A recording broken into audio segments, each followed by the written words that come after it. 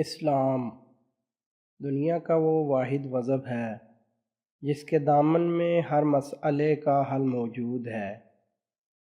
اسلام کی تعلیمات صرف مسلمانوں کے لیے ہی نہیں بلکہ تمام عالم انسانیت کے لیے ہیں۔ اسلام دنیا کا وہ انقلابی مذہب ہے جس نے بادشاہوں کو گداؤں اور شہنشاہوں کو غلاموں کے برابر لا کر کھڑا کر دیا۔ کائنات میں موجود مذاہب عالم میں سے کوئی ایسا مذہب نہیں ہے جس کے دامن میں اتنی جگہ ہو کہ وہ معاشرے میں سب کو برابر کے حقوق عطا کرے۔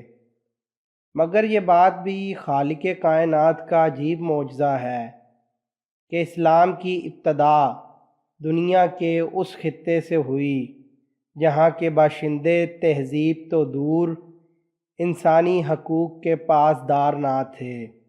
پھر بھی خالق کائنات نے اس خطے یعنی سرزمین عرب پر اپنے نبی کو مبعوث کیا تاکہ وہ انسان کو انسانیت سکھائیں، اور انسانیت جو کہ جبر و استبداد کی زنجیروں میں جکڑی ہوئی تھی اور انسانی حقوق کچلے جا رہے تھے، اس انسانیت کو ان غیر آہنی مگر خطرناک زنجیروں سے آزاد کرائیں۔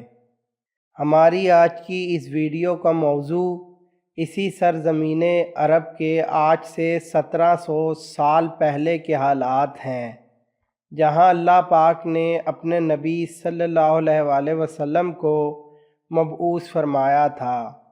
اس ویڈیو کی تفصیل میں جانے سے پہلے نہایت ادب کے ساتھ گزارش ہے کہ اس طرح کی معلوماتی ویڈیوز دیکھنے کے لیے ہمارے اس چینل کو سبسکرائب کیجیے اور ساتھ موجود گھنٹی کے بٹن کو بھی دبا دیجیے تاکہ ہماری نئی آنے والی ویڈیوز بآسانی آپ تک پہنچ سکیں۔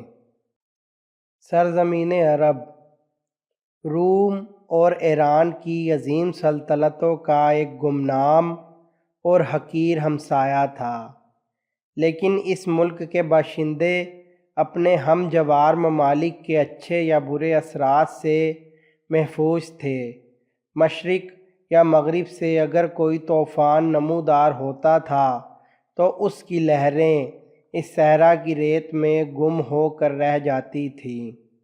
اہل عرب مدنیت کے شعور کی اس منزل سے صدیوں پیچھے تھے جہاں افراد یا قبائل کے اتحاد سے قوم یا ملت معارض وجود میں آتی ہے اور زمین کے خطے ایک سلطنت کے اجزاء بن جاتے ہیں۔ یہاں بیرونی تہذیبوں کے خفیف سے اثرات صرف ان بستیوں اور شہروں تک محدود تھے جو یمن اور شام کے درمیان قدیم تجارتی شاہراہ پر آباد تھے۔ سلطنت کا تصور جزیرہ نماء عرب کے ان بیرونی اور نسبتاً زرخیز علاقوں تک محدود تھا جہاں مستقل آبادی اپنے وسائل حیات کے تحفظ کے لیے کسی طاقتور خاندان کی سیادت قبول کرنے پر مجبور ہو جاتی تھی۔ صحرائی آبادی ان خانہ بدوشوں پر مشتمل تھی جو اونٹوں کے بالوں یا بکریوں کی کھالوں کے خیموں میں رہتے تھے۔ ان کے نزدیک بھیڑ بکریاں، اونٹ یا گھوڑے پالنا اور شکار کھیلنا ہی مردانہ کام تھے۔ جنوب کے زرخیز علاقے میں سلطنتیں بنی اور ختم ہو گئیں، لیکن بے آب و گیا وادیوں کے مکین ان انقلابات سے محفوظ رہے۔ پانی کی کمیابی، خوراک کی قلت اور جھلس دینے والی گرمی کے باعث بیرونی حملہ آوروں کے لیے اس خطہ زمین میں کوئی کشش نہ تھی، لیکن اس کے باوجود یہ صحرا نشین امن و سکون سے ناآشنا تھے۔ وہ بیرونی جارحیت سے تو محفوظ تھے لیکن جہالت کا عفریت جسے وہ اپنی مخصوص تہذیبی اور اخلاقی روایات کا محافظ سمجھتے تھے، ان کے لیے روم اور ایران کی استبدادی قوتوں سے زیادہ خطرناک بن چکا تھا۔ وہ باہر کی آندھیوں سے محفوظ تھے لیکن اپنے گھر کی آگ سے ان کے لیے کوئی جائے پناہ نہ تھی۔ ان کے ماضی کی تاریخ خاندانی جھگڑوں یا قبائلی جنگوں تک محدود تھی۔ یہ جنگیں عام طور پر افراد سے شروع ہوتی تھیں جو کبھی کسی پانی کے چشمے یا چراگاہ پر قبضہ کرنے اور کبھی ایک دوسرے کے مویشی چھیننے کے لیے آپس میں الجھ پڑتے تھے۔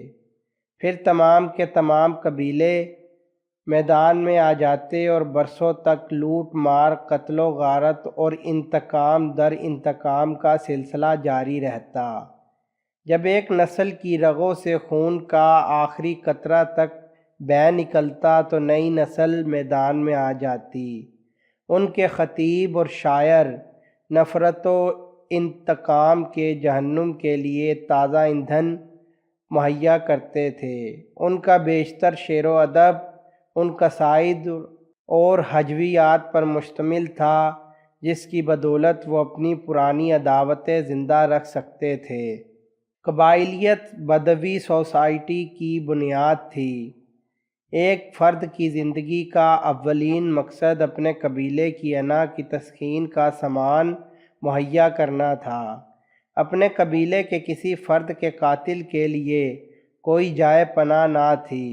ایسا مجرم فرار ہو کر ہی قبیلے کے انتقام سے بچ سکتا تھا، لیکن ہمسائے قبائل کے خلاف انتہائی گھناؤنے جرائم کا ارتکاب بھی قابل تحسین سمجھا جاتا تھا۔ کمزور قبائل کو اپنی سلامتی کے لیے کسی طاقتور قبیلے کی پناہ لینا پڑتی تھی اور اس کے بدلے وہ خراج ادا کرتے تھے۔ بعض اوقات ایک غیر جانبدار قبیلہ فریقین کے درمیان کود پڑتا تو ایک عارضی مدت کے لیے صلح بھی ہو جاتی تھی، لیکن تصفیہ کا اصول یہ تھا کہ جنگ میں جس قبیلے کے کم آدمی مارے جاتے تھے اسے اپنے حریف کی زیادہ اموات کا خوں بہا دینا پڑتا تھا۔ قبائل صرف پیدائشی اور نسلی رشتوں ہی سے نہیں بنتے تھے، بلکہ ایک اجنبی کسی کے گھر کا کھانا کھانے اور اس کے خون کی چند بوندیں چکھنے کی رسم ادا کرنے کے بعد اس کے قبیلے میں داخل ہو سکتا تھا۔ بعض اوقات ایک چھوٹے اور کمزور قبیلے کے تمام افراد اپنی بقا کے لیے کسی بڑے اور طاقتور قبیلے میں جذب ہو جاتے تھے اور اس طرح انہیں اپنی قوت میں اضافہ کرنے کے بعد اپنے دشمنوں کے مظالم کا حساب چکانے کا موقع مل جاتا تھا۔ عرب جس قدر جاہل تھے اسی قدر ضدی، خونخوار اور مغرور تھے۔ صحرا کی آب و ہوا نے انہیں اونٹ کی طرح جفاکش اور کھجور کے تنوں کی طرح سخت جان بنا دیا تھا، لیکن یہ جفاکشی کسی صحت مند معاشرے کی بجائے انہیں اپنے ماحول کی تاریکیوں میں ثابت قدم رکھنے کے کام آ رہی تھی۔ اپنے اسلاف کی بدترین روایات پر قائم رہنا ان کے نزدیک بہادری اور اپنے اسلاف کا راستہ چھوڑ کر کوئی دوسرا راستہ اختیار کرنا ان کے نزدیک بزدلی اور بے غیرتی کے مترادف تھا۔ مکہ کو یہ شرف حاصل تھا کہ یہاں ابراہیم علیہ السلام نے خدا کا پہلا گھر تعمیر کیا تھا، لیکن شرک کی آندھیاں یہاں توحید کا چراغ بجھا چکی تھیں اور خدا کا یہ گھر ایک بت کدہ بن چکا تھا۔ عرب اب بھی خانہ کعبہ کو اپنا روحانی مرکز سمجھتے تھے، لیکن صدیوں کی جہالت کی طغیانیوں میں دین ابراہیم کی تعلیم چند مشرکانہ رسوم کا مجموعہ بن کر رہ گئی تھی۔ خال خال ایسے لوگ تھے جن کے دلوں کی گہرائیوں میں دین ابراہیم کی لو جھلملا رہی تھی، لیکن ظلمت کے طوفانوں کے آگے چند ٹمٹماتے ہوئے چراغوں کی کوئی حقیقت نہ تھی۔ عرب سے باہر مجروح انسانیت کو اپنے زخموں کا احساس تھا۔ وہاں بھٹکے ہوئے قافلے کسی رہنما کے جویا ہو سکتے تھے، بالخصوص شام میں عیسائی اور یہودی مذاہب کے پیشوا جب اپنے گرد و پیش سے مایوس ہوتے تھے تو ان کی نگاہیں فلسطین کی وادیوں میں اس نجات دہندہ کو تلاش کرتی تھیں جس کی آمد کی بشارت ان کے آسمانی صحیفوں میں موجود تھی۔ اگر وہ تاریکی میں بھٹک رہے تھے تو انہیں کسی روشنی کا انتظار تھا، اگر وہ جبر و استبداد کی چکی میں پس رہے تھے تو انہیں عدل و انصاف اور رحم و کرم کی طلب تھی۔ لیکن عرب کا ضمیر اس روشنی سے محروم ہو چکا تھا جو اچھائی اور برائی میں تمیز کر سکتی تھی۔ انہیں اپنے اندوہناک ماضی پر فخر تھا، وہ اپنے حال کی پستیوں پر مغرور تھے۔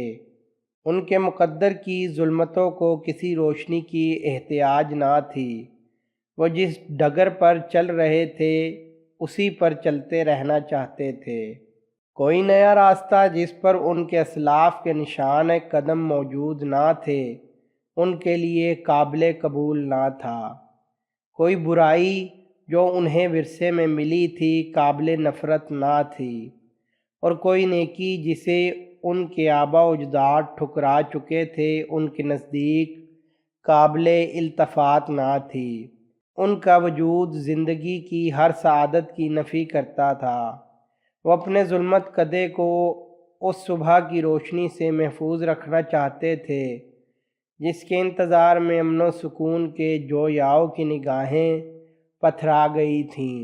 لیکن یہی وہ ظلمت کدا تھا جو روشنی کے جویاؤ کی نگاہوں کا مرکز بننے والا تھا۔ یہی وہ بنجر اور سنگلاخ زمین تھی جسے قدرت نے اپنے انعامات کی بارش کے لیے منتخب کیا تھا، اور یہی وہ افق تھا جس کی بھیانک تاریکیاں آفتاب رسالت کی ضیاء پاشیوں کی اولین مستحق سمجھی گئی تھیں۔ یہ داستان فرزندان آدم کی تاریخ کے اس دور سے تعلق رکھتی ہے جب مکہ میں ایک نئی صبح کی روشنی نے تاریک رات کے مسافروں کو چونکا دیا تھا۔ اس ویڈیو کو بنانے میں کافی محنت درکار تھی، اس لیے آپ سب سے گزارش کروں گا ویڈیو کو زیادہ سے زیادہ اپنے دوستوں کے ساتھ شیئر کیجئے اور لائک کیجئے، اور ہمارے چینل کو سبسکرائب کرنا بھی مت بھولیں۔ اللہ ہم سب کا حامی و ناصر ہو، آمین۔